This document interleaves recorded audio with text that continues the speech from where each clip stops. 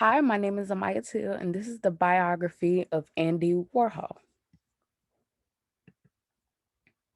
Andy Warhol was born on August 6, 1928, in Pittsburgh and died on February 22nd, 1987, in New York. Warhol experienced uncontrollable movements as a youngster due to Sydenham chorea, a brain condition often known as St. Vitus dance. Warhol would really miss school due to the disease, during which time he would read comic books and Hollywood magazines and play with paper cutouts.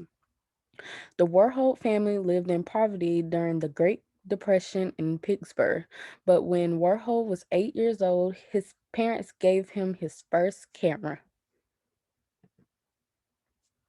Before enrolling in high school in 1942, he attended homeschool for his basic education in Joseph Fitzpatrick's free Tam O'Shatter art lessons at Carnegie Institution. Andre saved money for Warhol's college education because he knew his son had talent, and he attended Institution of Technology from 1945 to 1949. Andy Warhol did not have children. Warhol was a gay man who had a number of lovers throughout the course of his life, despite the fact that his sexuality is sometimes denied or contested. Some of his favorite pop arts are Marlene Dietrich's 1962, Campbell's Soup Cans 1962, Cal Series 1966, The Dollar Sign 1981, and Green Coca-Cola bottles in 1962. And these are the pictures of the famous pop arts.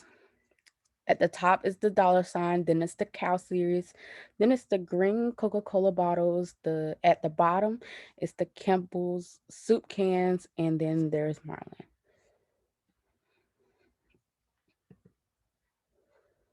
Being shot. Andy Warhol was shot by a woman named Valerie on June 3rd, 1968.